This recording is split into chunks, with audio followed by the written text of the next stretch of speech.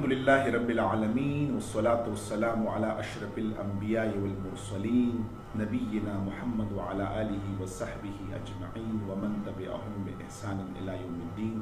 رب اشرح لي صدري ويسر لي أمري واحلل عقدة من لساني يفقهوا قولي. دریم نمبر صورت شروع کو سورہ آل عمران چې مدنی صورت ده، پارا نمبر 3 ده. د نزول په لحاظ سره دا صورت چې د قرآن کریم 89 نمبر صورت ده. دا اولنی منزل په دې صورت کې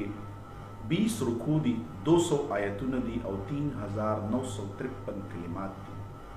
دا صورت چې ده مکمل مدنی صورت ده او د دې نوم د آیت نمبر 33 دا به طور علامت اغسته شوی دی. د صورت ابتدائی حصہ چې دا د آیت نمبر 83 پورې د عیسایانو د وفد د نجران متعلق نازل شوی ده چې په 9 هجری کې د پیغمبر صلی الله علیه وسلم خدمت کې حاضر شو. دغه خلکو د پیغمبر خدا صلی الله علیه وسلم مخې ته د حضرت عیسی علیه السلام په شان کې ډېر بڑا چړا کر خبرې وکړې او پیغمبر خدا صلی الله علیه وسلم د دلایلو په سره باندې د هغوی لا جواب کړل او د هغوی رد وکړ او هغوی ته حقیقت وښودو چې حقیقت داسې نه دی. الله جل شانه د پیغمبر خدا صلی الله علیه وسلم د تایید په شکل کې د دې صورت نزول کړو او په دې کې د هغه باطل عقاید رد شوی دی او هغوی ته د دعوت مباهلې بحث او دعوت ورکړی شو چې هغې باندې وروسته خبر راځي. مختلف احادیثو کې راځي چې د قرآن کریم 3 آیات چې دي په دې کې د الله تعالی اسم اعظم راغلی دی. یو هغه آیت دی چې دا د سورې عمران 2 نمبر آیت دی چې الله لا اله الا هو الحي القیوم، الله پاک چې دی هغه ذات دی چې دغه نه بل د بندګۍ ذات نشته او هغه چې دی حی دی همیشه ژوندی دی او القیوم د هغه په ګرفت کې دا ټوله دنیا او تخلیقات دي. دویم آیت آیت الکرسي دی چې د 255 د سورې بقرې دی چې هغه کې هم دغه خبره شوې ده چې الله لا اله الا هو الحي القیوم شروعات د آیت الکرسي دا آیت نه کی. سوم چې دی نو د سورې طه آیت نمبر 111 دی چې باقي کوي وعنت الوجوه للحي القیوم، ټول مخونه به دغه زنده او قائم او دائم مدبر الله طرف ته همیشه عاجزي کوونکی.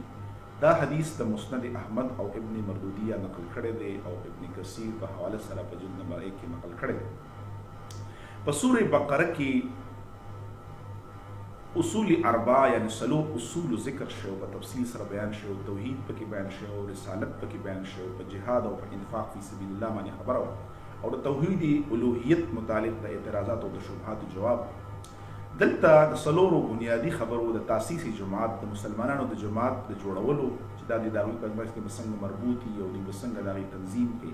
دغه شان د تنظیم جهاد د جهاد متعلق خبره راځي. جهاد کې بس ضروري خبري او امر چې باغې بخیل ساتل پکاري. ترغیب نفاق یعنی د الله په لار چې خرج کول او د واقعات بدر او احد چې د امثالو په ذریعه سره تذکره شوې ده. د سورت پس منظر چې د په سورې بقره کې د مصائب چې څومره مصائب دي هغه ذکر شوي چې د اسلام په لار کې خلکو ته ملاویږي د هغې معنی عبارت شو، په هغې معنی بحث شو. او په بقره کې سورې بقره کې د قواعد الدین بیان او په آل عمران کې هغه ټولو خبرو ته عملی جامه اصولې شولو لپاره اصول بیان شوي دي. په سورې بقره کې د احکام دین تذکره وه، دلته د مخالفینو د شبهاتو جواب ورکړل شوی دی. هلته تقریبا اکثر خطاب په سورې بقره کې اهل یهود ته و، بني اسرائیلو ته و، او دلته تقریبا ټوټل خطاب په اوله کې اهل انجیل یعنی کرسچن طبقې ته چې کوم عیسایان متن وایي نصارا ورته وایي. دغه شان تورات چې د اصل دی او انجیل د هغې فرع یعنی خاخ دی، شاخ دی. دغه شان حضرت عیسی علیه السلام د بني اسرائیلو اخرنی رسول دی. په دې صورت کې په عقایدو باندې چې څومره گفتگو شوې ده او بحث شوی دی نو روی سخن چې دی یعنی مخاطب څوک دي عیسایان دي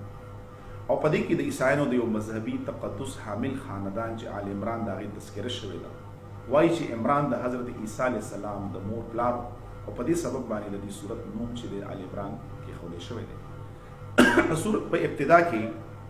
په عقیده توحید باندې تذکره ده چې د دې توحید په وجه باندې د اسلام او د کفر په منځ کې تفریق دی او د هغه دنیا د جوړېدو نه د واله تر اوسه پورې د اخره پورې به د مؤمن او د کافر په منځ کې یو مخاصمه، یو لړایي، یو جنګي. دا ټول صورت چې دی دا سوره پورا د سلور تقریرونو خلاصه ده. اول پرز باندې موږ دا ویلو چې قرآن کریم باندې د پیغمبر صلی الله علیه وسلم چې دی نو یو خدا د کوم کلام چې دی نو دا د خطیبانه شکل کې د دې نزول شوی دی، بل تقریرونو په شکل کې د یو خبري مسله یا ضرورت کې شوی دی او پیغمبر صلی الله علیه وسلم باندې مختلف آیتونه متفارق نازل شوي، کله پوره صورت نازل شوی دی او په هغې کې یو څو مقاصد یا یو خبره یا ډېرې خبرې بیان شوي دي. ودلته هم په تقریر چې د اولنې صورت چې د تقریر او د صورت ابتدا چې د اولنې تقریر د کیږي چې دا تقریبا د آیت نمبر 32 پورې زی او په دې باندې په زمانه د دې زمانه نزول چې د جنگ بدر د زمانه د وخت نه وروسته دی دلته توحید عقلی او په نقلی دلایل سره نقل شوی دی چې د الله هغه یو الله تعالی عبادت وکړي کوم چې دا هر څه پیدا کړی راځومګه د قران کریم او تلاوت طرف ته سورہ ال عمران طرف ته راځو شروعات د دې سورت هم د سورې بقره په شان دي د مقطعات نکیږي د الف لام میم معنا مونږ الله تعالی په دې په حروف معنا وی الله لا اله الا هو الحي القيوم الله چې دینو نشته دی یو ذات د عبادت مگر یو الله دی چې حي قیوم دی همیشه به ژوندی او همیشه دغه په هر څه کې د تخلیقات دنیا دا غي گرفت دی نزل عليك الكتاب نازل کړی دی پتا باندې دا کتاب په حق سره مصدقا لما بين يديه چې تصدیق کوونکی دا مخکینی کتابونو تر اوسه پورې چې څومره نازل شوی دي وانزل التوراة والانجيل او دغه الله دا تورات او انجیل هم نازل کړی دی من قبل هدى للناس مخکې دین دا یو هدایت دی وانزل الفرقان دا الله هدایت جوړ کړی دی نازل کړی دی او دا فرقان هم دی چې دې په ذریعہ باندې خوبت خي ان الذين كفروا او داسې ویل شي چې دا قران الله نازل کړی دی ان الذين كفروا بشکا هغه کسان چې کافران دي بیات الله هغه انکار کوي د الله په آیاتونو باندې لهم عذاب شدید دوی لپاره سخت درناک عذاب دی والله عزیز ذو انتقام او الله سخت عذاب ورکوونکی دی ان الله لا يخفى عليه شيء في الارض ولا في السماء دغه الله د پزمکه او اسمان کې اسهم فنا او خطا او پوشیدنه دي هو الذي يصوركم في الارحام كيف يشاء لا اله الا هو العزيز الحكيم الله هغه ذات دی چې تاسو یې د خپل میندو په خېټو کې تاسو د صورتونو او شکلونو درکړي او هغه چې څنګه غواړي هغه شان کوي لا اله الا هو العزيز الحكيم الله زورور دی او حکمت والا دی هو الذي انزل عليك الكتاب منه آيات محكمات وسط قرآن د آیاتونو متعلق خبر راځي هو الذي اغذات الله انزل عليك الكتاب چې نازل کړی دی په تا باندې دا کتاب منه آیات محکمات په دې کې ځینې آیاتونه سدي محکم دي یعنی په هغه کې اس قسم څه شک او رد بدل نشته مضبوط آیاتونه دي او دغه آیاتونه چې دي هن الكتاب دی د قرآن دی د قرآن اساس دی و اخرى متشابهات ځینې آیاتونه پکې متشابهات دي اوس دلته د محکمات آیاتونو د څه مطلب دی هغه آیاتونه چې واضح دي او هغه اوامر دي نواهی دي او مضبوط آیاتونه دي احکام او مسائل پکې بیان شوي دي او قصص او حکایات پکې بیان شوي دي متشابهات هغه دي چې هغه عقل داغه تحقیق زر نشي کولای انساني عقل داغه تعویل هم نشي کولای یعنی موږ به دا وایو چې الله تعالی هستی قضا او قدر جنت او دوزخ ملائکه او روز محشر متعلق خبره ده نو الله سوی چې دا کتاب مون پتا نازل کړي په دې کې ځینې آیات محکمات دي چې د قران اصل دي او ځینې متشابهات دي فاما الذين في قلوبهم زيغ فيتبعون ما تشابه منه ابتغاء الفتنه وابتغاء تاويله كم خلق پزړونو کې چې کوواله دي هغه په دغه متشابهات په څیر ورپسې شي او دا غي د خپل مقصد لپاره غلط تاویلات دي او الله سوي وما يعلم تاويله الا الله دا غي تاویل تشریح او توضیح سوکسي کولی شي الله کولی شي په قران کې کړی په مؤمنانو ته خدلینا والراسخون في العلم يقولون آمنا بالله آمنا به کم خلق چې په علم کې کلک دي مؤمنان دي فرزګاران دي او ایمان کامل وسره دي او سوي يقولون او سوي آمنا به من ایمان راوړي بس الله یو خبرو کړو په کې بیا تعویل او توضیح او تشریح نه کې بس باغی باندې محکم یقین ساتي كل من عندنا دا هر څه زموږ د رب د طرف دی وما يذكر الا اولو الالباب دا هغه خلق دي نصيحت سو قبلې مگر هغه چې عقل خاوندان دي اوس دعا مونږ کوو چې خدای پاک مونږه هم هغه شان جوړ کړي په دې کې موږ ته طریقه مخودل شوی چې هغه خلکو نه جوړيږي چې هغه تعویلات د قران غلط کوي سوی الله ربنا لا تزغ قلوبنا بعد إذ هديتنا وهب لنا من لدنك رحمه انك انت الوهاب ای زمونږ رب زمونږ زړونه مکه کوي رسول الله تعالی موږ له هدایت راکو وهب لنا من لدنك رحمه او موږ د خپل طرف نه په باندې د رحمت معاملې وکي انك انت الوهاب بشکر دې ورکون کې عطا کون کې ربنا انك جامع الناس ليوم لا ريب فيه ای زمونږ رب بشکره د قیامت په ورځ باندې چې هیڅ قسم شک پکې نشته ته ټول خلک راجمع کی او خلکو ته خپل بدل ورکې که خدای او بدل خراب دي ان الله لا يخلف الميعاد الله چې څومره وعده کړی دا غي مخالفت بنئ او قشانته په روز روشن پېژن ارس ظاهري ان الذين كفروا لم تغني عنهم اموالهم ولا اولادهم من الله شيئا اولئك هم وقود النار کافران چې دي داوی مالونه او داوی اولاد او داوی قبيله او داوی دولتونه هغه اس قسم د الله نه ونشي بچ کولای او دوی د جهنم خشاک په خامخا جوړيږي کذاب آل فرعون لك څنګه چې فرعونیان جوړ شوي والذین من قبلكم قبلهم او هغه کسان چې مخکې د دوی نه د عاد او د ثمود او د مختلف نور قومونو چې کافرانو یا منافقین کذبوا بآیاتنا تکذیب کړو زموږ د آیاتونو الله وایي فاخذهم الله بذنوبهم الله ونی والله وی باغی په ګناهونو باندې والله شدید العقاب او الله پاک چې نو سخت عذاب ورکوونکی دی قل للذين كفروا ستغلبون وتحشرون الى جهنم وبئس المهاد کافرانو ته وایا ای پیغمبر چې تاسو په ان قریب مغلوب کیږئ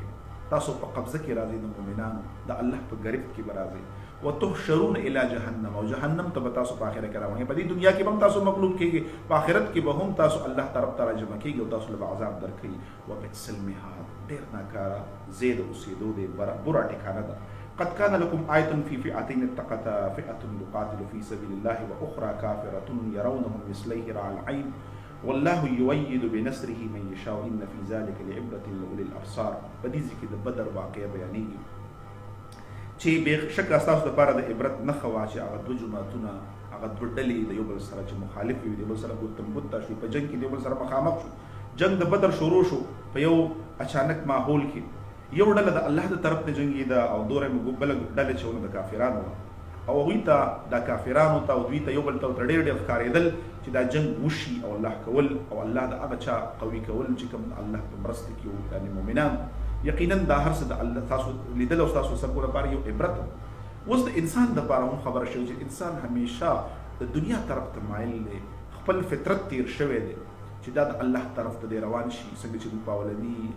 لیکچر کې ورکړو دا خبرې بار بار پکې د اولني لیکچر راځي چې څنګه انسان چې دی نو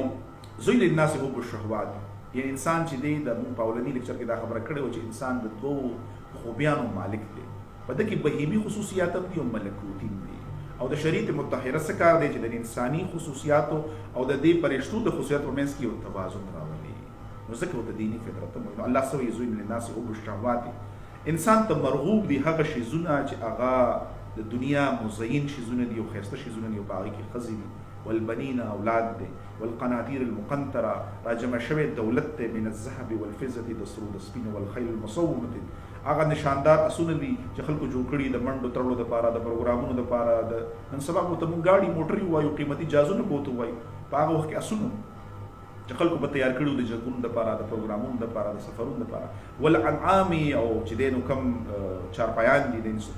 په هغه وخت کې چې کوم پوخان نن سبا هم د هغې یو غټ قیمت دی والحرث د انسان کیتې او فصلونه دي ذلک متاع الحیاة الدنیا دا هر څه خو د ژوند دنیا دي انسان دا شیزونه انسان ته ډېر ګران دي خو انسان ته دا پته شته والله عنده حسن الباب چې د الله په نس چې کوم شیزونه دي یا کوم شیزونه په هغه جهان کې دي د هغې څومره غټ قیمت دی او د الله سره بهترینه ټکانه ده د واپسې نو الله څه وایي قل او انبئکم بخیر من ذلکم آیا دې ته خبر ورکړم بهترین د دې نه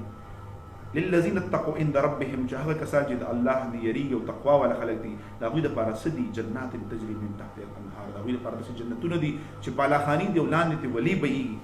خالدین فیها همیشه په دغه ځای کې یعنې د دنیا شیزونه خو بس نن دي او سبا هېڅ نشته نن ځواني ده او سبا بوډاوالی دی نن صحت دی او سبا بیماري ده نن راحت دی او سبا تنګي ده خو هلته به دا نه وي هلته به څه وي هلته به همیشه ژوند دي و ازواج مطهرة پاکې بیبیانې وي د دنیا د علایشونو ګندګو په شانتې به نه یا چې کوم نن انسان سړي ته چې کوم ګندګي دي انسان کې چې کومې کمزورۍ دي او په ځانانو کې چې کومې کمزورۍ د دنیا او آخرت چې هغه جنت چې د هغې کې به دا شیزونه د دې نه به دا مبررای دا به پاکي ورضوان من الله د ټول نه غټه خبره سره د الله رضامندي به یعنې یوازې جنتونه او بالاخاني او همیشه ژوند او ښه بیبیانې او د الله رضامندي به پکې نو سوی والله بصیر بالعباد الله د خپل بندګانو باندې لیدونکی دی الذین یقولون ربنا اوس د الله بندګان څوک دي چې هغوی یقولون ربنا ای زموږ ربه اننا آمنا بېشکه مونږ ایمان راوړی په تا باندې فاغفر لنا وبخې مونږ لره ذنوبنا زمون گناهونه وقنا عذاب النار مونږ عذاب د اور نه بچ کړي الصابرین صبر کوونکي دي والصادقین داسې مؤمنان دي چې صدقیه رښتوني دي والقانتین فرمان بردار دي والمنفقین او د الله په لار کې خرج کوونکي دي والمستغفرین بالاسحار د شپې په آخرني وختونو کې استغفار کوونکي دي تهجد گزار دي منځونه کوونکي دي او الله ته زاری کوونکي دي د خپل ګناهونو نه معافی غوښتونکي دي الله څه وایي شهد الله اوس دلته موږ رالو هغه ټول عقلي او نقلي دلیلونه د توحید په شکل کې دلته نقل کړي الله څه وایي شهد الله گواهی ورکړي د الله دپاره الله هم گواهی ورکړي چې انه لا اله الا چې د الله نه علاوه بل ذات د عبادت نشته والملائکه او فرشتي هم واول العلم او د چې څومره خلق خواندان د علم دي قائم بالقسط الله دا هر څه قائم په عدل باندې لا اله الا هو العزيز الحكيم نشتره لایق د بندګۍ سوا دا غنا ولی العزیز دی انتهایی زبردست دا حکومت دا بادشاہت او دا هر څه چې هغه جوړ کړی دی الحکیم په هر شي باندې دا حکمت بالا دستم دلته د رسالت د قبولیت او د توحید د شهادت خبره مشوي ده چې د توحید سره رسالت انتهایی ضروری او لازم او ملزوم شي څنګه ملزوم دی قل وتو ان کنتم تحبون الله فاتبعوني اے پیغمبر دی خلکو ته وایا کچری تاسو د الله سره محبت ساتئ یحببکم الله د الله واستاسو سره محبت وکي ويغفر لكم ذنوبكم معف بکی تاسو ګناهونه والله غفور رحیم الله بخون کې مهربان دی قل وتو اطیعوا الله اطاعت وکي د الله والرسول او د رسول اطاعت وکي نو په دې کې توحید او رسالت دوه او ځای شوی دي یعنی الله توحید تر هغه پورې کارامت نه دی او باغی عمل صحیح نشي کېدای تر څو پورې چې د رسالت خبره ونه شي کېدای قرآن خو آیات خو د قرآن ډېر احکام مجمل دي د هغې تشریحات د حدیثونو بغیر کېدای شي نشي کېدای او قرآن الله پیغمبران را لېږلي څه دي چې دوی ته یو عملي نمونه وښیي الله سو یقول اطیعوا الله واطیعوا الرسول اطاعت وکړئ د الله او د رسول فان تولوا کچرې تاسو واپس شئ فان الله بېشک الله پاک چې لا يحب الکافرین محبت نه ساتي د خلکو سره چې کافران دویم تقریر د دې دي کې خو اوس نورې خبرې د 31-32 پورې راغلي دي په دې کې د دین خبر رااله د دین وروسته راځي چې ان الدین عند الله الاسلام د الله په نظم باندې دین اسلام دی وما اختلف الذين اوتوا الكتاب الا من بعد ما جاءهم العلم بغيا بينهم ومن يكفر بآيات الله فإن الله سريع الحساب یعنی اهل کتاب له پکار دي چې هغوی د دې علم او د ایمان ولې انکار وکړي د رسول د دین مخکې خو هغوی چې یو سړی به راځي الله به یو پیغمبر را لېږي موږ به د هغه سره یو ځای کېږو دا هر څه به ختمو کافران به زموږ په ګرفت کې راځي او چې کله هغوی د هغوی د قبیلې او د هغوی د خاندان او د هغوی د فرقې نه رانغلې نو هغوی سره د حسد په مقابله کې په حسد په وجه باندې د هغې اختلاف وکړو الله سوی چې دوی د حسد په وجه باندې او د سرکشي وکړله او د الله د آیتونو نه انکار وکړو دوی نه به زر حساب اخیستل کېږي د دې نه وروسته بیا الله د خپل تقدیر او خپل طاقت خبره کوي نو الله سوی چې د انسان او د انسان د څونه زندگی چې دا هر څه چې د الله تقدیر لیکلی نو الله سوی قل اللهم مالک الملک تؤتي الملک من تشاء ووایه اے الله اے د ټول جهانونو مالکه مالک الملک د ټول جهانونو مالکه من تشاء هر څه ورکوونکی وتنزع الملک ممن تشاء چاله چې حکومت ورکې تؤتي الملک من تشاء چاله چې بادشاهت ورکې نو تی ورکولی شي وتنزع الملک ممن تشاء د چانه چې غواړي نو مملکت او بادشاهت او حیثیت تی اخلي حسب نسب تی اخلي طاقت او قدرت تی اخلي عزت تی اخلي زندگی تی اخلي وتعز من تشاء وتذل من تشاء ای الله ته هغه ذات چې چاله غواړي عزت ورکې چاله چې غواړي نو بېعزتي ورکې یعنی بېعزت ته کې خرابې کې ذلت ته ورسوي بيدک الخير ستا په لاس کې د هر شي خیر دی انک علی کل شیء قدیر بشک دا هر څه د الله په طاقت کې دی او په غریب کې دی بیا الله سو کې دا اوس ټول د توحید د عقلی او نقلی دلایل سره دا غي باس دی تولج الليل في النهار وتولج النهار في الليل الله هغه ذات چې ورځ شپه چې د په ورځ کې نه باسي او تولج النهار في الليل او شپه چې د په ورځ کې نه باسي لکه شپه راځي او دا غي الټ پیر دی ورځ او شپه په ورځ مسلسل راځي یو خاص پیمانه باندې په یو خاص کلندر باندې او بالکل په مدار کې په یو خاص ټیم باندې راځي چې پاره کې د منټونو د سکندونو فرق نه راځي الله سي وتخرج الحي من الميت وتخرج الميت من الحي الله هغه ذات ته چې یو ژوندې د مړی نه پیدا کوي او مړی د ژوندې نه پیدا کوي وترزق من تشاء بغیر حساب او رزق ورکې چاله چې غواړي او څنګه چې غواړي ورکولی شي لا يتخذ المؤمنين الكافرين اولیاء د دې لپاره الله سوی اے مؤمنانو کافران دوستانی د کافرانو سره مه کوئ من دون المؤمنین د مؤمنانو نه بغیر ومن يفعل چا دا کارو کو اولئک ليس من الله شيء زمانه طرف نه آغازات دي زما په غمانه اس قسم د غنیشتا الا ان تتقوا منهم تقاتل مگر که تاسو د یو شړی د شر نه یو کافر دی او دغه د شر نه ځان محفوظ ساتل غواړي په یو وخت ټیم کې دغه سره یو خلک د ګو یا خو بوزباش وکي د خپل مقصد د پوره کولو لپاره مصاحي کې سنشتا ويحذركم الله نفسه الله تاسو د خپل ځان نه یاري والى الله المصير الله طرف ته تاسو واپسی ده ورپسې راځي قل ان كنتم تحبون الله فاتبعوني او ته وایا ان كنتم تحبون الله فاتبعوني بیا دوباره د توحید او رسالت خبر راځي که تاسو غواړئ چې تاسو الله ته ګران شئ فاتبعوني نو تابعداري وکړئ زما يحببكم الله الله تاسو سره محبت وکړي ويغفر لكم ذنوبكم تاسو ګناهونه به معاف کړي والله غفور رحیم او الله بخښونکی مهربان دی دیزی پسی بیا خبر راځي د مختلفو انبیاء خبر راځي الله سوی چې ان الله دویم تقریر شروع کیږي دیزی کې د تقریر د آیت نمبر 33 نه او د آیت نمبر 63 پورې دا خبر روانه ده. په دې کې د وفد نجران چې کوم د عیسایانو او وفد راغلی په 9 هجري کې د پیغمبر صلی الله علیه وسلم سره او بیا د دعوت مباهله خبر هم پکې راځي. اوس دلته د مختلف ادیانو باندې بحث شوی دی او د اسلام د حقانیت د دلایل سره بحث شوی دی. او د دې تقریب په آغاز کې الله د صلور مقرب انبیا تذکره هم کوي. الله سوی ان الله بشک الله پاک دی اصطفى آدم منتخب کو آدم علیہ السلام و نوحا او نوح علیہ السلام و آل ابراہیم او ابراہیم علیہ السلام و آل عمران او آل عمران دا ټول خاندان عزت او منتخب کو علی العالمین په ټول دنیا باندې. بشک الله پاک آدم علیہ السلام له نوح علیہ السلام د ابراہیم او د آل عمران خاندان په ټول دنیا کې منتخب کو او له عزت او بزرګي ورکړه. اوس یاد ساتئ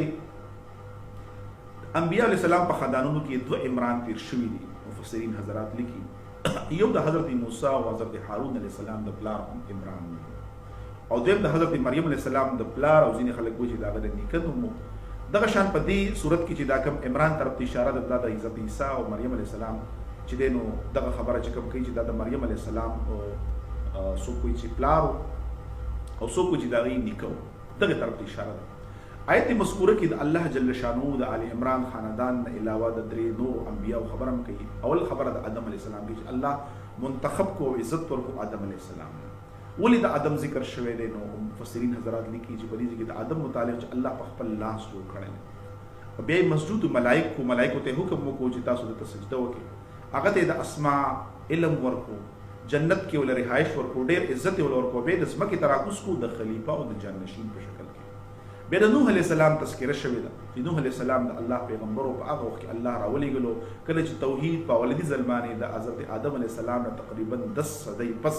چې دینو توحید نرستا چې دینو د بوتانو فرسته شروع شو. الله هغه ډېر لوی او ډېر غټ عمر ورکړی او 950 سال راځي چې هغه تبلیغ کړی دی او د هغه خلکو انکار وکړو او د هغې نه وروسته هغه کوم خلکو چې انکار کړی الله چې دی نو طوفان نوح راولېږو چې کوم خلک چې هغوی انکار کړی نو هغوی نه نمونې عبرت جوړ کړه. دریم نمبر خبره د آل ابراهیم خبر راغلی ده. ابراهیم علیہ السلام له هم الله ډېر عزت ورکړو د خاندان له او دغه په خاندان کې بیا د انبیاء او د سلاطین او سلسله روانه شو چې په هغې کې پیغمبر خدا صلی الله علیه وسلم هم راځي. حتی چې افضل خاتم الانبیاء حضرت محمد ابراهیم علیہ السلام په خاندان کې د عیسی علیہ السلام په نسل کې پیغمبر صلی الله علیه وسلم په خپل هم راغلی. د آیت 61 کې د عیسایانو ته د دعوت مباهله دعوت ورکړی شوی دی. دعوت څنګه و چې دا کوم هغوی ته وایي چې تاسو چې کوم خاندان دی پوره د اهل و عیال سره تاسو میدان ته راوځئ او مسلمانان به هم راوځي پوره د خپل خاندان د بچو سره او دوی به وایي چې کوم طبقه په مونږ کې باطله ده دعا وکړي چې الله پاک د هغه باطله طبقه هلاکه کړي تباه برباد کړي. عیسایانو دې دعوت ته څه وایي دعوت مباهله دی. هغوی چې کله دا ولیدل چې پیغمبر خدا صلی الله علیه وسلم موږ له دا دعوت مباهله راکړو د مقابلې چې راشئ بس خپل ثابت کړو الله پاک ته به سوال وکړو چې الله پاک یاره که مونږ غلط یو نو الله دې مونږ تباه کړي او که تاسو غلط یې نو تاسو تباه کړي. نو هغوی ته خو پته وه د پیغمبر صلی الله علیه وسلم د نشاناتو نه د هغه د انداز نه هغوی ته خو دا معلومه وه خو د حسد او سرکشۍ په وجه باندې هغوی نه منل په دې وجه باندې هغوی فرار اختیار کړو او په دې سبب باندې هغوی باطل ثابت شو. نیز دلته د مخکینو انبیاءو تذکره هم شوې ده او د هغې ټولو خبره څه ده په هغې کې راځي چې ان هذا لهو الحق هو القصص حق. دا څومره قصې چې بیانېږي د آدم علیه السلام نه واله د پیغمبر خدا صلی الله علیه وسلم پورې د حضرت عیسی علیه السلام د موسی علیه السلام دا ټولې خبرې چې دي دا حق دي. بیا څه راځي وما من اله الا الله او نشته دی لایق د بندګۍ مګر یو الله دی ان الله هو العزیز الحکیم. بېشکه دا الله پاک چې دی نو زورور دی او حکمت والا دی. فان تولوا که چېرې تاسو واپس شئ فان الله علیم المفسدین نو الله واقف دی په هغه خلکو باندې چې هغه مفسدین دي. په دې ځای کې د چا رد وشو د هغه خلکو رد وشو چې هغوی د پیغمبر خدا صلی الله علیه وسلم سره بیا مقابله نه شو کولی هغوی ته پته ولګېده. دې کې اوس لږ د قرآن طرف ته راځو د آیت نمبر 36 پورې مونږ تللي وو. دې ځای کې دا مینس کې د عمران إذ قالت امرأة عمران ربي إني نذرت لك فمي بطني محررا فتقبل مني إنك أنت السميع العليم. په مینس کې د عمران د ښځې باس راغلی دی چې هغې وایي چې خدای پاکه زما په خېټه کې چې کوم ماشوم دی هغه ما ستا دپاره آزاد کول غواړم او چې ستا په لار کې کوم کوششونه د دین دپاره چې هغه به خپل کوششونه کوي او دعا یې وکړه د الله پاک ته. کله چې د هغې ماشوم پیدا شو نو هغه حضرت مریم علیه السلام نو هغوی چې دا خو جنۍ ده بیا هغه مریم علیه السلام چې دی نو هغه زکریا علیه السلام د هغې کفالت کولو هغه چې به کله راتلو هغه به په کوم ځای کې اوسېده په هغه جومات سره خواته حجره وه یا د هغوی چې کوم عبادت خانه وه نو په هغه ځای کې چې به هغه کله هم راتلو نو هغه بتل چې فتقبلها ربها بقبول حسن نو الله دا غوی دعا قبول کړ په خدوا سره او انبتها نباتا حسنا او دا غینا غي بهترین پرورش او شو کفلها او کفالت کې ورکړه مریم علیه السلام د زکریا علیه السلام چې دا غي خالو یعنی دا ترور خاونیو كلما دخل عليها زكريا المحراب کله چې کوم زکریا علیه السلام محراب تلو دا حجرې ته ورتلو دا عبادت خانه واته نو هغه به وجد عندها رزقا دا غي سره به ناشنا ډوډۍ او میوه او خوراک لیدو نو سوی قال یا مریم ان لك هذا اے مریم علیه السلام دا فروټ او دا میوي او دا د خدای طرف ته دا تحفه ده کوم طرف تعالی راځي ځکه چې دا خو زر اعظم تعالی ډوډۍ راوړم بل څه خوشته نه نو سوی قالت هو من عند الله هغه سوی دا الله طرف ته ماته ملاوي ان الله يرزق من يشاء بغیر حساب الله چې چاله ورکوي به سبب او به مسبب بل اسباب خو هغه دي هغه اسباب پیدا کوي هغه په دې ټیم کې د زکریا علیه السلام په لکه هم یو دعا او یو خواهش نو هغه د پاره دعا کړو سوی هنالک دعا زکریا علیه السلام دعا وکړه سوی قال ربي اذا ما رب هب لي من لدنك رحمة ذرية طيبة ما تيو پاک اولاد راکې انك السميع الدعاء بشک ته دعا اوریدونکې د دې وروسته بیا خبر راځي مخکې روانه ده چې الله پاک هغه زوی ورکو او داغه ته وی چې داغه فنادت الملائکه فرشتو ته आवाज وکړو وقائم هغه وراړو زکریا علیه السلام یصلی بالمحراب منځ کو په خپل حجره کې ان الله چې بشک الله پاک چې یبشرک بیحیی مصدقا بکلمه من الله تعالی د خپل یو کلمې چې د الله په حکم سره پیدا کیږي حیا علیه السلام تعالی بشارت درکړي چې هغه بسنګ کوي کسي وسید محصورا هغه یو سردار ضابط پرین نفس په خیال ساتون کې و نبی من الصالحین او پاک نبی وي د دې نورسته بیا ذکر راځي د حضرت عیسی علیه السلام راځي چې کله مریم علیه السلام غټ شو الله بیا غیله عیسی علیه السلام ورکو الله پاک سوی اس قالت الملائکه په وخت چې ملائکه وی یا مریم او مریم علیه السلام ان الله یبشرک بشک الله تعالی بشارت درکې مریم علیه السلام بکلمتين فکلمت الله معنی کلمت الله عیسی علیه السلام ته ویل شي چې د عیسی علیه السلام ولادت په اجازي شان او مظهر سره شو او بغیر د پلان شو نو ځکه وتوی کلمت الله خبر راغلی دا منه اسمه المسیح دا غنوم به مسیح اوس د مسیح خبر راغلی دا مسیح متعلق راځي زین خلک وی چې هغه مسح الارض پس مکه کې ډېر ګرځیدونکي وي زین وی چې هغه به د الله په ذریعہ باذن الله باندې د خلکو باندې الله سره کا ګونداوي بشفایاب کېدل دا ټول خبرې راځي دغه شان د مسیح دجال خبرم په دې کې راځي بخاری مسلم کې چې هغه چې ډېر زیات ګرځیدونکي او مسیح دجال وته په دې کې چې دین او هغه وی چې دا په بمانی مفعول یعنی ممسوح العين چې دین هغه یو سترګنی دا متعلق هم خبر راځي ډېر روایت راځي موږ په تفصیل کې نزو خو د مریم علیه السلام زوی معصوم چې کوم د عیسی علیه السلام الله په خپل قدرت کامله سره او په اجازي شان کې پیدا کړ د دین وروسته راځي الله پاک د مختلف رسولانو ذکر کوي او د بنی اسرائیل خبر پکې یو ځای کې راځي چې الله پاک بیا چې کله هغه غټ شو د عیسی علیه السلام بس کولو اب خلکو ته وی الله پاک سوي چې ويعلمهم الكتاب والحکمه والتوراة والانجیل الله هغه ته حکمت خودو کتابت او تو خودو تورات او انجیل علم منور هغه بس چل کو ورسول الی بنی اسرائیل چونکه عیسی علیه السلام د بنی اسرائیل اخرنه رسول نو الله سوي ورسول بنی اسرائیل هغه بنی اسرائیل ته لګلې شوی رسول انی قد جئتکم بآیه من ربکم وته چې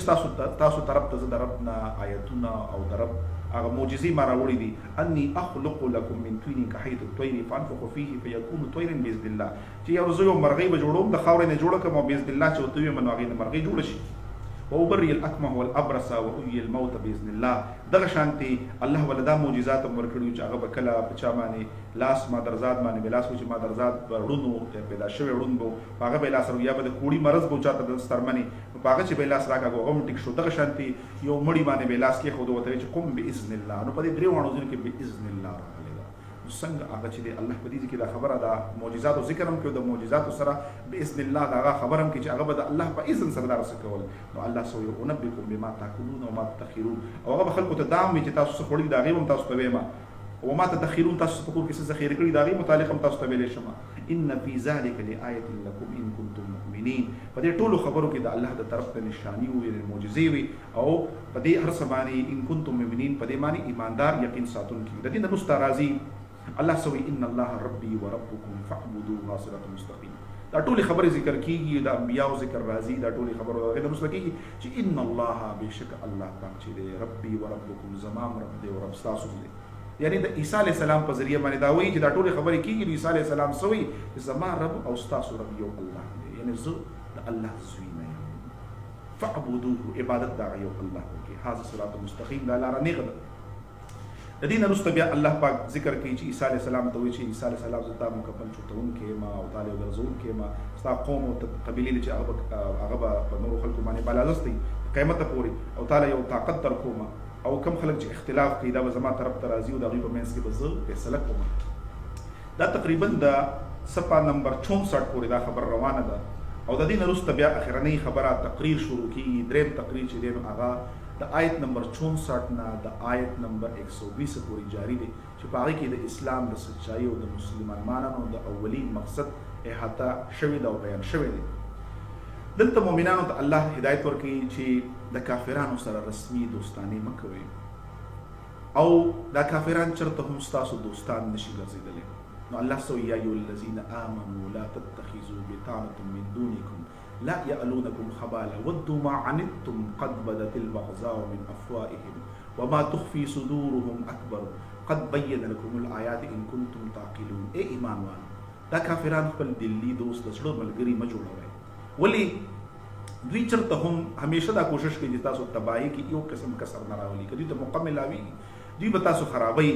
او غواړي چې تاسو په تکلیف کې ویني، خوشحالي کې په هغه ټیم کې، او د دوی عداوت او دشمنی چې دا د دوی د خولو نه ظاهره ده او د دوی په سینو کې چې کومه پوشیده ده هغه د دې نه هم سیوا ده. او الله تاسو ته خپل آیتونو په ذریعه باندې دا خبره بیانوي. دا خبره تقریبا چې تاسو زینو د آیت 118 پورې دا خبره تللی ده او په دې کې دا ټوله خبره د قصص خبره شوې ده چې اهل کتابو ته وایي چې راشئ اهل کتابو راځي دې کې آیت نمبر 63 نه وروسته راځي قل یا اهل کتابو اهل کتابو تعالوا راشئ الى كلمة السواء بيننا وبينكم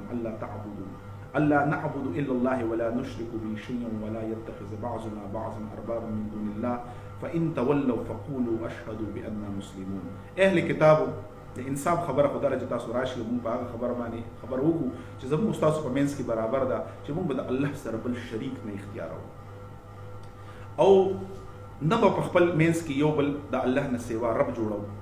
او موږ د هغه خبرو نه واړو چې کومې خبرې غلطې دي او که دوی د دې شي نه واړو تاسو چې موږ مسلمانان یو. بیا راځي اهل الكتاب لم تحاجون في ابراهيم وما انزل التوراة والانجيل الا من بعده فلا تعقلون. اے ابراهيم اے اهل کتابو که تاسو يهود او که تاسو نصارا د ابراهيم په باره کې جګړې مه کوئ. ابراهيم چې ونه هغه نه يهودي او نه عیسائی و، تاسو نه ډېر مخکې یو په سلونو کال مخکې نازل شوی راغلی دنیا ته. بیا راځي ما كان ابراهيم يهوديا ولا نصرانيا ولكن الله حنيف مسلم وما كان من المشركين. ابراهيم عليه السلام نه يهودي او نه نصراني او بلکې هغه حنیف الله طرف ته یکسو الله چې څه امر کړو په هغې باندې عمل کړو. ځینې ځای کې د ابراهیم علیه السلام لپاره په خپل د یو امت ذکر شوی دی، د هغه د عظمت او د هغه د مرتبت خبره شوې ده. وما کان من المشرکین، خو ستاسو په شان مشرک نه و. نه عزیر ته چې الله عزیر علیه السلام ته د الله زوی ویلی لکه د یهودیانو په شان، نه عیسی علیه السلام چې دی نو د هغه ته ابن الله ویلی د عیسایانو په شان دی. د دې نه وروسته بیا خبر راځي څه وایي چې یا اهل کتاب لم تلبسون الحق بالباطل، تاسو ولې حق او باطل د یو بل سره خلط کوئ وتکتمون الحق او پټوي حق لره. تاسو ته خپه تشته چې عیسی علیه السلام حقیقت حال څه دی او د یهودیانو ته دا خپه تشته چې عزیر علیه السلام څه حق دی وانتم تعلمون، تاسو خپه پوهیږئ. د دې نه وروسته دا تقریبا ټول چې دی نو څومره خبرې چې راغلي دي نو دا د توحید او په دې کې ذکر دی او د باطل عقاید او رد پکې شوی دی. او بیا پکې سوی په صورت آیت نمبر 25 کې راځي ومن یبتغي غیر الاسلام دینا فلن يقبل منه وفي الاخره من الخاسرین. یعنی کم سړی چې د اسلام او د دین اسلام او د الله د لار نه بغیر یو بل دین قبل یو بل دین او یو لار تلاش کوي فلن يقبل منه دا غنه هغه قبول نشي وفي الاخره من الخاسرین، او په آخرت کې د خاسرینو نه. بیا راځي ورپسې لن تنالوا البر حتى تنفقوا مما تحبون وما تنفقوا من شيء ان الله به عليم. چې تاسو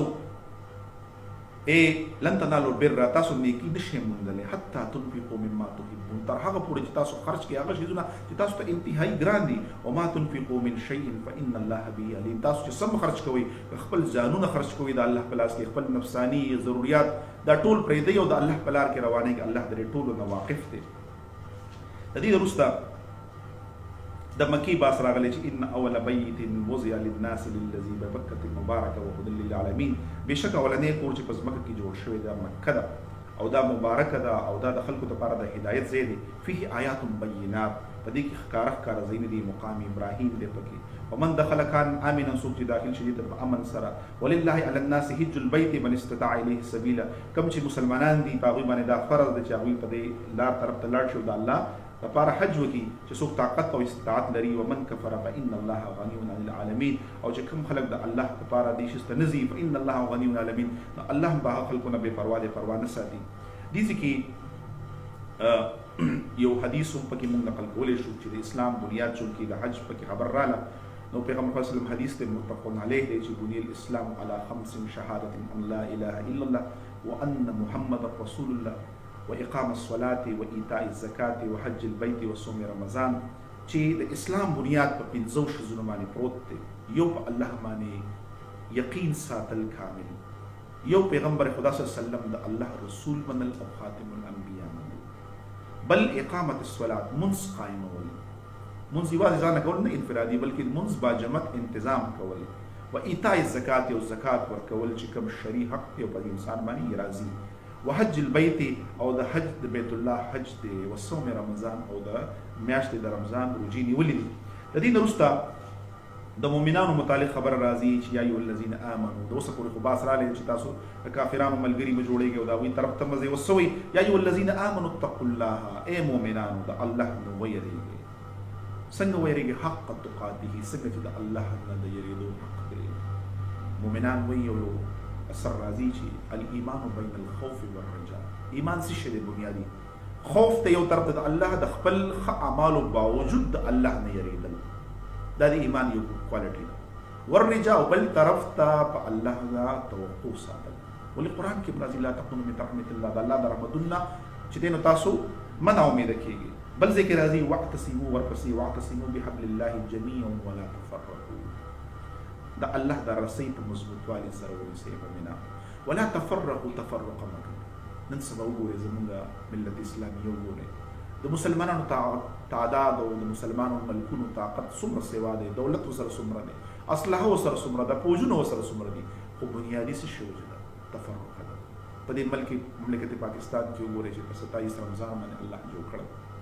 څومره طاقت ول الله ورکړی دی، بهترین عسکري قوتونه دي، بهترین دماغ دي، بهترین فصلونه دي، ځمکه ده په هر لحاظ سره، د معدنیاتو په لحاظ سره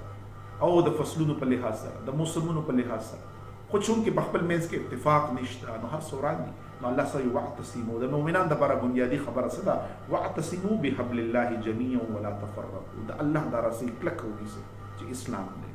او په دې کې تفرقه مه کوئ، باس مه کوئ. چې کوم اصولي خبرې دي، توحید دی، رسالت دی او د هغې نه آخرت دی، تقدیر دی، په دې باندې د یو چا مې اتفاق نشته، خو د دې باوجود تفرقه کور په کور جدا دی، روډ د روډ نه جدا دی، یو جماعت د بل جماعت نه جدا دی، اتفاق نشته. نو الله سوی واعتصموا بحبل الله جميعا ولا تفرقوا واذكروا نعمت الله، د الله نعمتونه یاد کړئ چې په تاسو باندې کړي دي. اذ کنتم اعداء، چې په هغه کې تاسو یو بل دشمنان وئ، د دې دین په ذریعه باندې فالف بین قلوبکم، د دې دین په ذریعه تاسو په زړونو کې محبت کېښودل. فاصبحتم بنعمت اخوانا، او د خپل نعمتونو په ذریعه سره، د خپل برکاتو په ذریعه سره، د رحمتونو په ذریعه سره اخوانا تاسو رونه وګرځوئ. وکنتم على شفا حفرة من النار، او تاسو هغه د اور هغه غړۍ ته رسېدلي وي، غورځېدلي ته رسېدلي چې بل غورځېدی، فانقذکم منها، د هغه ځای نه الله بچ کړی. کذلک یبین الله، دارنګې الله پاک بیانوي دپاره ستاسو آیاته خپل آیاتونه، لعلکم تهتدون، چې تاسو هدایت باندې. ولتکن منکم امة یدعون الی الخیر، الله سوی تاسو هغه امت یې چې تاسو خیر طرف ته بلل کوئ. بیا راځي ویأمرون بالمعروف، خیر طرف ته بلل کوئ، ویأمرون بالمعروف، د امر کوئ د ښه کارونو، وینهون عن المنکر، د غلط کارونو منع کول کوئ. واولئک هم المفلحون، او کم کسان چې دا کار کوي الله وی دغه خلک کامیاب دي. ورپسې راځي کنتم خیر امة اخرجت للناس تأمرون بالمعروف وتنهون عن المنکر وتؤمنون بالله ولو آمن أهل الكتاب لكان خير لهم منهم المؤمنين وأكثرهم الفاسقين. تاسو بهترین امت کې اخرجت للناس، چې الله پاک رئیس دی پیدا کړی د څه مقصد دپاره؟ تأمرون بالمعروف، د مؤمن بنیادی کار څه دی؟ امر بالمعروف. څومره دین چې ورته معلوم دی چې اول په هغې په خپل عمل وکړي. څنګه چې پرون راغلی و تاسو داسې کار مه جوړوئ چې خلکو ته حکم د نیکۍ کوي او وتنسون انفسکم، خپل ځان باندې ویره دی. نو څه وایي؟ تأمرون، مؤمنان به څه کار کوي؟ تأمرون بالمعروف، په نیکو طرف ته به امر کوي، وتنهون عن المنکر، د هر غلط کار نه خپل ورور باندې کوي. وتؤمنون بالله د ټول دین بنیادی کلیه په دې کې بیان شوی ده د دې امت الله بهترین امت پیدا کړی دی پس وجه د دې امت په الله د دې بهترین چې د بس کار کوي دی به امر بالمعروف و نهی عن المنکر دی وتؤمنون بالله فالله باندې به یقین ساتي ولو آمن اهل الكتاب لكان خير لهم کچته د اهل کتاب ایمان راوړي دا بل دوی لپاره لکان خير لهم دا بل دوی لپاره ډیر غوړه وي منهم المؤمنین واکثر الفاسقین په دې کې مؤمنان شیخ اکثر پکې بیا فاسقان دي دې پسې رسته خبره راځي یو ډېری خبرې پسې رسته نورې را روانې دي مونږه مختصرا چې کوم اهم ځایونه دي هغه پکې خبره پکې دې ذکر راځي په دې کې یو خبره د آیت نمبر 112 خبره پکې رااله پکې مونږ ذکر کو دې کې یو خبره خلک اکثر یو خبره کوي چې اهل یهود متعلق یو غلط فهمي ده د خلکو په ذهن کې چې الله په خپل قرآن کریم فرقان حمید کې وایي چې يهوديان به همیشه ملعون او مغضوب وي او په دې باندې د الله ذلت دی لکه څنګه چې په آیت نمبر 112 کې وایي ضربت عليهم الذلة اينما سقفوا الا بحبل من الله وحبل من الناس وباءوا بغضب من الله وضربت عليهم المسكنة ذلك بأنهم كانوا يكفرون بآيات الله ويقتلون الأنبياء بغير الحق ذلك بما عصوا وكانوا يعتدون یعنی دا يهوديان دي په هر ځای کې په دې باندې د الله د ذلت ماري او که یو ځای کې دوی د الله په پناه کې پټ شي یا د چا په پناه کې پټ شي نو پټېدی شي خو همیشه به دوی د الله په غضب کې او دا د الله د غضب الهي مستحق دي او په دې باندې الله فقيري او ذلت او مسکنت خوړلي او په دې وجه دوی د الله د آیاتونو نه انکار او به وجه انبیا قتل کول دا هغه بدله ده چې دوی نافرمانو د زیاتو په شکل کې ملاو شوی ده نن سبا کوم ګورو نو ټول عرب چې دی بالعموم او فلسطین بالخصوص د اسرائیل په گرفت کې دی نو خلک د یو آیت ته ګوري چې قرآن کې خدا خبره شوی ده اوس په دې کې بنیادی خبره څه ده که موږ سوچ وکړو نو قرآن کریم یو زنده معجزه ده او قرآن چې څه وایي نو هغه به همیشه رښتیا وي په هغې کې بس دروغ نه وي ولې الله کلام دی الله را لېږلی دی نو الله په خپل کلام کې چېرته هم دروغ نه وایي نه الله د خپل وعدې مخالفت کوي څنګه چې مخکې راغله نو څه وایي په دې کې هم دا خبر راغله چې دا فرعونیان چې دي دا د اول نه وګوره که تاسو وګورئ دوی به همیشه مغلوب وي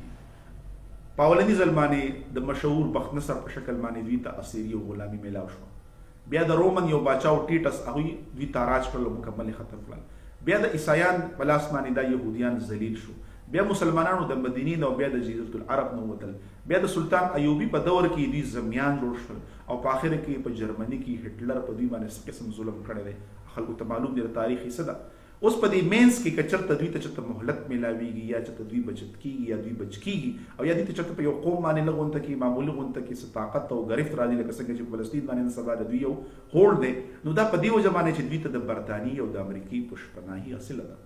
او د اسرائیل په اصل کې یو طاقت نه دی بلکې دا یو پیراسایټ دی یو طفیلي ریاست دی او دا د دې امریکې او د برطانیې په رحم کرم دی نو په دې کې کوم موږ ګورو دا طاقت او اجتماع د عیسی علیه السلام چې کله راشي دا به دوباره ختمېږي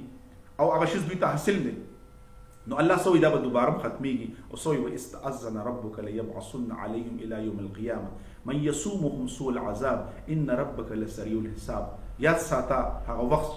چې ستا رب ووایي چې دا یهودیان به د قیامته پورې چې دوی په دې باندې به زه مختلف اذیتونه او سزاګانې مسلط کوم او دوی به همیشه د الله په عذابونو کې راځي سورې اعراف 167 کې دا خبره راغلې ده نو د اسرائیل چې کوم موجوده ریاست دی نو دې ته چې کوم استثناء په دې وخت کې حاصل ده یا کوم طاقت ورته حاصل دی نو دا وحبل من الناس چې قرآن کې چې قبل د الله وحبل من الله د حبل من الله نشته او د کافر برطانیې او د امریکې هغه پشپناهي ورته حاصله ده نو په دې کې وحبل من الناس مظهر دی چې د قرآن کریم د دې آیت دی او به حواله ایسر التفاسیر او ابن کثیر او فتح القدیر په دې باندې ډېر لیکل کړي دي په دې کې د امت محمدي په بټوین د لاینز بین السطور هم خبره شوې ده چې تاسو د هغوی هغه شیزونو ته مزئ اوس موږ راځو د څلورم تقریر او اخرنی تقریر چې کوم د آیت نمبر 121 ته شروع کیږي او د قرآن کریم د سورې آل عمران د اخرې پورې ځي او په دې کې د جنګي احد باس هم راغلی دی په دې کې د مسلمانانو ته د جنگي اصول په خپل منځ کې د ښه تعلقاتو د کفارو د منافقینو تعلقات د قضا او د قدر خبرې د نبی پاک صلی الله علیه وسلم د اطاعت خبرې د غازی او د شهدا خبره د مراتب خبره د تسلی رسول خبره پکې راغلی چې پیغمبر صلی الله علیه وسلم ته او د اصحابو ته پکې تسلی ورکړی شوې ده او انجام کار د کامیابی په دې کې یو خوشخبری بیان شوې ده نو الله سوی دغه ترازو آیت نمبر الله په دې کې مخکې آیتونو کې 123 کې دا خبر راغلی ده چې الله سوی ولقد نصرکم الله ببدر، الله تاسو له مدد درکو په بدر کې، وانتم اذله او تاسو په ټیم کې ډېر په کمزوري حالت کې، فتقوا الله لعلکم تشکرون، دا الله شکریا ادا کړئ ځکه چې الله تاسو له هغه کمزوري وخت بدر کې طاقت درکو، تاسو مضبوط شوي. دې کې بیا راځي آیت نمبر 130 31 کې راځي یا ایها الذین آمنوا لا تاکلوا الربا اضعافا مضاعفه واتقوا الله لعلکم تفلحون واتقوا النار التي وعدت للكافرین. په دې کې بیا د سود متعلق خبر راغلی د مینس کې، بیا د مؤمنانو خبر راغلی چې مؤمنان سدي وسارعوا الى مغفرة من ربکم وجنة عرضها السماوات والارض وعدت للمتقین. نیکان صالحان خلک چې دي دا همیشه د رب د بخشش طرف ته او د جنت طرف ته وي دوړ لګي. او دا خلک څنګه دي مؤمنان؟ الذين ينفقون في السراء والضراء والكاظمين الغيظ والعافين عن الناس والله يحب المحسنين. دا خلک په ښه حالتونو کې او په خراب حالتونو کې د الله په لار کې خرج کوي. مؤمنان داسې دي. والكاظمين الغيظ، چې کله غوسه شي خپل غوسه سکي، په خپل په چا باندې زور، چا باندې تکلیف چاله نه ورکوي. والعافين عن الناس، چې کله ورسره څوک زیاتې هم وکړي چاله تکلیف نه ورکوي. والله يحب المحسنين، الله د محسنینو سره محبت ساتي. دې کې بیا راځي د آیت نمبر 138 خبره دې کې مونږ چې هاذا بیان للناس وهدى وموعظة للمتقين ولا تهنوا ولا تحزنوا وانتم الاعلون ان كنتم مؤمنين. الله سوي چې دا قرآن چې دی هاذا بیان للناس، دا قرآن چې دی دا د خلکو لپاره بیان دی، وهدن او هدایت دی، وموعظة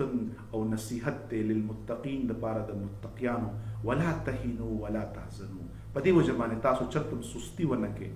ولا تحزنوا نه غمجن شئ، وانتم الاعلون او تاسو به صحیح غالب به ان کنتم مؤمنین، که چېرې تاسو په الله باندې یقین ساتئ. د قرآن کریم حدیث نرسته ورپسې راځي ان یمسسک الله قرح فقد مس القوم قرح مثله. که چېرې تاسو دا په دې جنګي احد کې څه تکلیف میلاو شوی نه، په جنګي بدر کې تاسو دوی له کافرانو ډېر غټ تکلیف ورکړی، ډېر مشکلات هم ورته پیدا کړي، ډېر خلک هم ورله قتل کړي. وتلک الایام نداولها، الله نصیحت کوي، تسلی رسول کوي، مؤمنانو هم تسلی ورکوي. وتلک الایام نداولها، د زمانې دا عرصه الپیر چې دی کله به یو طرف ته د ارټ منګوټي دي، کله به یو طرف ته شیر درني، کله بل طرف ته. خو په دې کې هم د الله طرف ته حکمت وي، نو کله به مؤمنانو ته کامیابي ملاویږي او کله به مؤمنانو ته تکلیف هم ملاویږي. نو الله صحیح وتلک الایام نداولها، دا ورځ شپه دا حالات په خپل منځ کې بدلیږي، بین الناس د خلکو منځ کې. وليعلم الله، دې لپاره چې الله معلوم کړي الذين امنوا، چې کوم خلک مؤمنان دي تاسو په تکلیف سره تاسو تکلیف ورسي چې پته وته ولګي. ويستخرج منكم الشهداء، او ځینې خلک تاسو کې شهیدان هم وګرځي. والله لا يحب الظالمين، الله پاک چې دې محبت نه کوي د ظالمانو سره. ام حسبتم ان تدخلوا الجنه، اي تاسو ګڼئ چې تاسو جنت ته داخل شي. ولما يعلم الله الذين جاهدوا منكم ويعلم الصابرين. د سوره عنکبوت هغه دویم نمبر آیت خبره پکې رااله چې تاسو په دې داو باندې چې تاسو وایئ چې موږ مؤمنان یو، ایمان هم راوړو، په دې داو جنت نشي خامخا به الله تاسو ازمایش کوي. نو الله سوي آیا تاسو جنت ته داسې بدننه وځئ او الله ته خلا ظاهره شوی نه ده چې په تاسو کې څوک جهاد کوونکي دي، کم د پکې جنگ کوونکي دي. اوس الله سوي په سوره نمبر 144 کې وي وما محمد الا رسول، محمد صلی الله علیه وسلم څوک دی؟ د الله رسول دی. قد خلت من قبله الرسل، د رسول پیغمبر صلی الله علیه وسلم د مخکې ډېر رسولان راغلي دي. اف ان مات، که چېرته دا پیغمبر صلی الله علیه وسلم وفات شي، وصال وشي، او قتل یا په جنگ کې قتل شي یعنی شهید شي، او انقلبتم على عقابكم، تاسو به واپسی کوئ په خپل پوند باندې، یعنی تاسو به دا دین پرېږدئ. ومن ينقلب على عقبيه، او څوک چې واپس شي په خپل پوند باندې فلن يضر الله شيئا، الله ته هېڅ قسم ضرر نشي رسولی. وسيجزي الله الشاکرین، الله وایي ښه شکر کوونکو له الله ښه بدل ورکوي. دې ذکر راځي چې کله پیغمبر خدا صلی الله علیه وسلم وفات شو، نو حضرت عمر فاروق دا ډېر خفه او د دنیا نه پور راویستل، چې چا داسې وي چې په مثال شوی دی زه به قتل کړم. ابو بکر صدیق وی پاسېدو، د دې آیتونو دغه په پهلو کې ودرېدو د منبر خواته، او د دې آیتونو تلاوت یې وکړو. حضرت عمر صلی الله علیه وسلم، حضرت عمر رضی الله عنه وایي چې زه ډېر متاثره شوم او ما ته دا محسوس شو چې د آیتونو چېرته وسط دې نزول شوی دی. دغه شان په اخره کې د صورت په دې اخره کې یو څو ځایونه نور هم راځي. الله سوي ولقد صدقكم الله وعده اذ تحصونهم باذنه، الله تعالی خپل وعدې صحیح ثابتوي خپل اذن سره. حتی اذا فشلتم وتنازعتم في الامر وعصيتم من بعد ما أراكم ما تحبون منكم من يريد الدنيا ومنكم من يريد الآخرة ثم صرفكم عنهم ليبتليكم ولقد عفا عنكم والله ذو فضل على العالمين. دا هم د جنگ بدر او د جنگ احد باس په دې ذکر راغلی دی. دې پسې وروسته الله پاک د پیغمبر خدا صلی الله علیه وسلم د هغه خبرو ذکر هم کوي چې دې جنگ کې یو څو خبرې د جنگ متعلق پکې راځي، چې چې جنگ احد چې دی د هغې ذکر خو په قرآن کریم کې د احد نه دی شوی، خو آیت نمبر د سورې العمران 139 تا 154 کې د جنگ احد تفسیره ده چې دا په هجرت په 3 کال باندې دا جنگ شو او په دې جنگ کې مسلمانان اول فاتح وو. خو بیا چې کله هغوی هغه ټولي راکوز شو د جبل رومانه او د مال غنیمت هغوی راغونډو، نو خالد بن ولید په میت کې د کافرانو لشکر رالی او مسلمانانو ته ډېر سخت تکلیف میلاو شو. قریبا 75 مسلمانان شهدا شو، 70 زخمیان شو. په دې دوران کې د قریش تعداد په دغه ټیم کې 3000 نه 5000 پورې د هغوی سره زره پوش او اسونو او اسلامي پوش سره صرف 700 کسانو جانبازو. او د احد په دې غر کې که اوس هم سړی لاړ شي نو هلته یو طرف ته یو میدان دی او په هغې کې د حضرت حمزه رضی الله عنه او د دیګر شهداو قبرونه موجود دي. دا دواړه تقاریر تقریبا 3 تقاریر چې راجمع کړي د دې نه سورې آل عمران هغه ټول خبر راجمع کېږي. خو په دې کې په دې اخره کې د آیت نمبر 164 کې الله پاک د پیغمبر خدا صلی الله علیه وسلم یو خبره کوي چې لقد من الله على المؤمنین اذ بعث فيهم رسولا من انفسهم يتلو عليهم آياته ويزكيهم ويعلمهم الكتاب والحكمة وإن كانوا من قبل لفي ضلال مبين. په اولنی لیکچر کې مونږه د پیغمبر خدا صلی الله علیه وسلم د رسالت مقصد د آیت بیان کړو. هغه زیراله الله وایي چې بېشک الله احسان وکړو په تاسو باندې، لقد من الله على المؤمنین، الله احسان کړی دی په مؤمنانو باندې. اذ بعث فيهم رسولا چې په دې باندې رسول ولېږو من انفسهم د دوی نفسونو نه، یتلو علیهم د دې پیغمبر د رسالت کار بنیادی څه دی؟ یتلو علیهم آیاتی چې په دې خلکو باندې د قرآن آیتونه لولي، ویزکیهم تزکیه کوي، صفایي کوي، اخلاقي تطهیر کوي د دې او خپلو صحابه کرامو، ویعلم الکتاب او دې ته قرآن ښیي، د کتاب علم ورته ښیي، والحکمه او حکمت ورته ښیي. د دې سره سره بنیادي چې کوم احادیث دي هغه هم بیانوي، وان کانوا من قبل لفي ضلال مبین، او د دې نه مخکې خو دا خلک په ضلالت کې په ګمراهۍ کې. دا د سورې ال عمران بنیادی احادیث او دغه خبر راځي. بیا پکې په سورې آیت نمبر 176 کې راځي ولا يحزنك الذين يسارعون بالكفر. د دې کم خلک چې په دې کفر کې دي او د هغوی سره ډېر دولتونه دي، پیغمبر ته الله پاک وایي چې د دوی په دې دولت او د دوی په دې کامیابو باندې چرته خفه نه شي. انهم لن يضروا الله شيئا، دا خلک الله ته ضرر نشي رسولی، دا الله هغه مسلمانانو هغه جمګټې ته او د هغوی قافلې ته هم طاقت نقصان نشي رسولی. الله سه یرید الله یرید الله غواړي الله یجعل لهم حظا فی الاخره، الله دوی له په دې آخرت کې څه نه ورکوي، بس په دې دنیا کې ولې څه ورکړی ده، ولهم عذاب عظیم، او د دوی دپاره چې دی څه شی دی د سخت خطرناک عذاب دی. دې ځای کې آخره کې بیا خبر راغلی ده چې هر یو نفس به مري، کل نفس ذائقة الموت، هر یو انسان پیدا شوی د مرګ دپاره دی. وانما توفون اجورکم یوم القیامه، هر یو کس ته به پوره اجر میلاویږي په ورځ د قیامت باندې. فمن زحزح عن النار، کم خلق چې د اور نه بچ شو، وادخل الجنه او جنت داخل شو، فقط فاز، دغه خلق کامیاب دي. وما الحیات الدنیا الا متاع الغرور، بهترینه فارموله ده چې هر یو انسان زیروح پیدا شوی د مرګ لپاره، او هر یو سړي ته به د خپل ښه او بد پوره د قیامت په ورځ باندې بدل میلاویږي. کم سړی چې الله د اور نه بچ کو، داخل شو جنت ته، هغه کامیاب شو. او د دنیا د ژوند چې دی دا صرف دوکې سامان دی. بیا راځي لتبلؤن فی اموالکم وانفسکم ولتسمعن من الذین اوتوا الکتاب من قبلکم ومن الذین اشرکوا اذى کثیرا وان تصبروا وتتقوا فإن ذلك من عزم الامور. تاسو دا مالونه او جانونه دا ټول د ازمایش سامان دی، دا مخکینی خلکو ته ورکړی شو. او که تاسو په دې ټیم کې صبر وکړو، د پرهیزګارۍ نه کار واخیستو، ان شاء الله تعالی الله پاک په تاسو له کامیابي درکوي.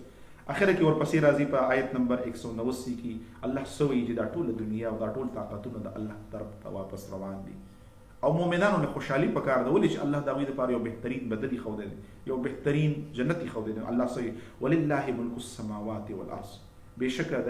الله دپاره دی بادشاهت د اسمانونو او د ځمکو، والله علی کل شیء قدیر، الله په هر شي باندې طاقت والا دی. ان فی خلق السماوات والارض، بېشکه په دې پیدایش د اسمانونو ځمکو کې، واختلاف اللیل والنهار، او د رات او د دن په دې هیر پیر کې چې یو مخکې کېږي بل وروسته کېږي، لآیات لأولی الالباب، په دې کې د عقلمندو دپاره څه شی دی؟ یو نشاني ده. یعنې دا دنیا چې دا فاني ده، ورځ راځي او شپه راځي، ورځ راځي او شپه راځي، انسان ورکوټی دی، غټ شي، بیمار شي، بوډا شي او ختم شي. د دې مطلب دی چې دا هر یو شی د قشان روان دی، هېڅ شیز له دوام نشته. نو الله سوی الذین، مؤمنان څوک دي؟ الذین یذکرون الله، هغه مؤمنان دي چې الله یادوي قیاما وقعودا، په ولاړه هم او په ناسته هم. وعلى جنوبهم که په شپې په کټ کې په ډډه پراته نو الله یادوي. ويتفکرون فی خلق السماوات والارض، الله په دې تخلیقات باندې څه کوي، د اسمان او ځمکې چې څومره دي په دې باندې تفکر کوي، تدبر کوي. او سوی ربنا ما خلقت هذا باطل، دا دنیا ته باطل نه پیدا کړې خدای پاک، سبحانك پاکی د تعالی، فقنا عذاب النار، موږ د عذاب د اور نه بچ کی. ربنا اذا موږ ربا انك من تدخل النار فقد اخذيته، تا چې څوک په جهنم په اور کې واچو بس هغه رسوا شو. وما ظالمین من انصار، د ظالمانو دپاره څوک بچ کوونکی نشته. ربنا اذا موږ ربا اننا سمعنا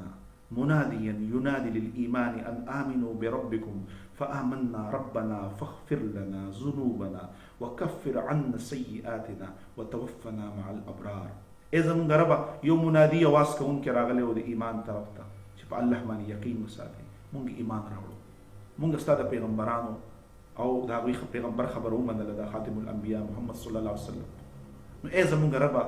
موږ وبخې ذنوبنا، زموږ ګناهونه، وکفر عنا سیئاتنا، لرې کړي زموږ دا ګناهونه، وتوفنا مع الابرار، موږ له داسې حالت کې موت راکړي د نیکانو خلقو مرسته دارو د هغوی ملګریو. ربنا وآتنا ما وعدتنا، ای زما ربه وآتنا راکړې موږ له هغه څه ما وعدتنا تا زموږ سره وعده کړې ده، علی رسولک،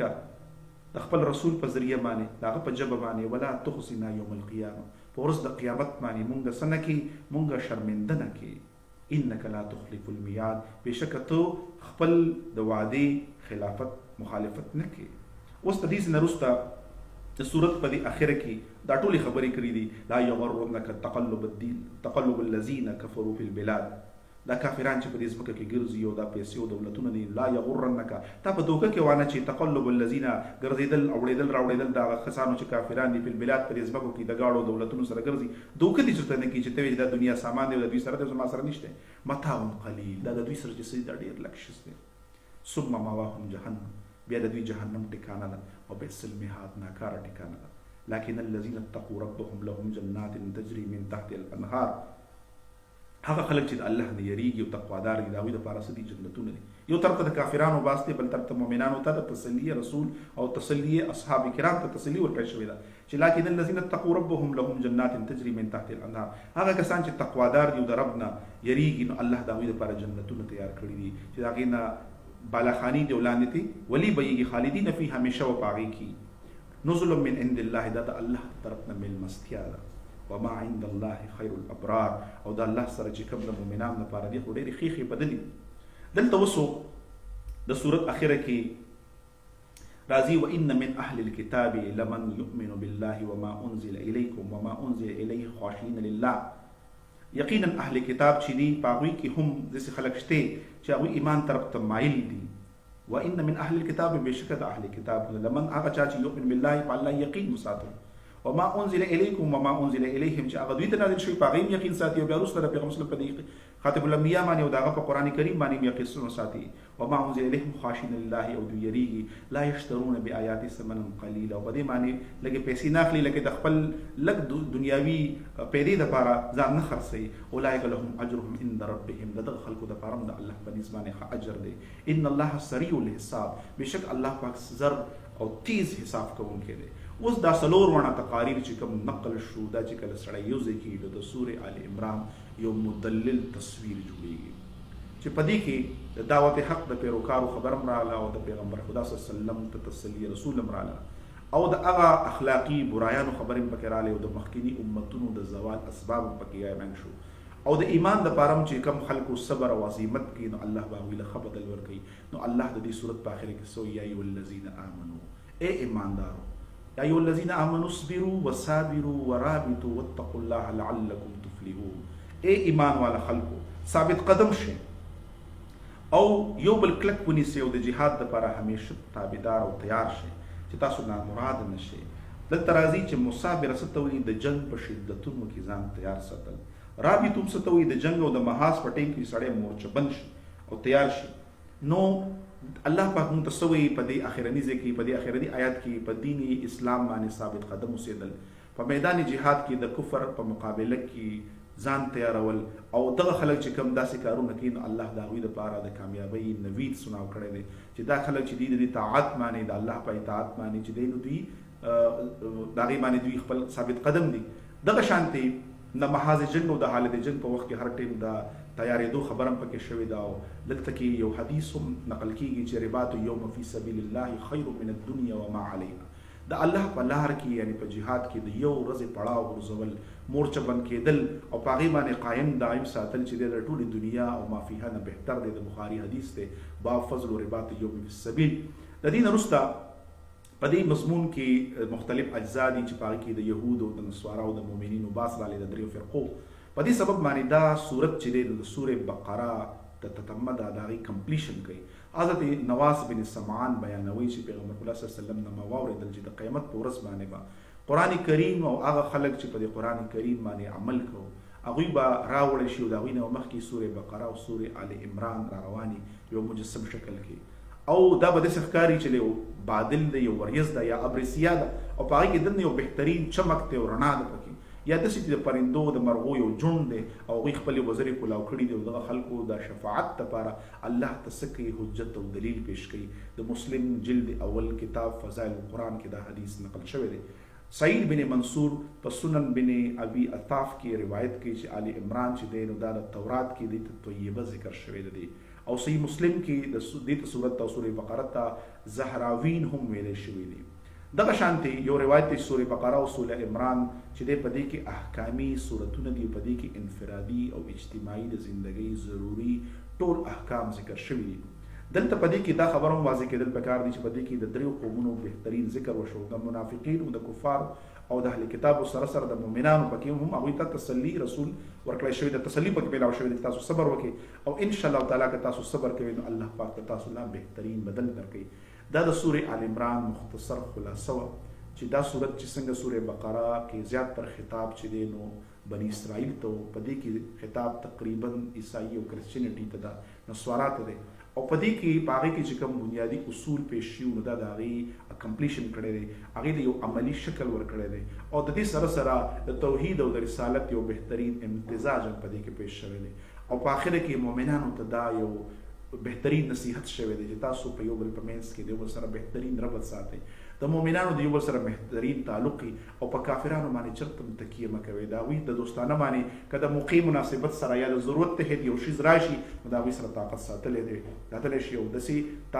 تعلق نشي ساتلی چې هغه اسلام ته نقصان ورکړي. دا یو څو خبرې وي چې د سورې آل عمران متعلق وي. الله دې موږ له په دې د عمل کولو توفیق راکړي. یا الله پاکه دعا کوو دوباره چې زمونږ د رمضان په ښه طریقې سره تیر کړي. کوم مشران چې زموږ وفات شي خدای پاکه د هغوی ارفع درجات کړي. مؤمنان مسلمانان چې د دنیا په کم ګوټ کې دي او په کم ځای کې په مشکلاتو کې دي، که د جنګ په شدتونو کې دي په افغانستان کې یا په شام کې یا په کشمیر کې او که په بل ځای کې خدای پاکه د هغوی مرسته وکړي. زموږ د زړونو نه دا خیرې وباسي، که هغه د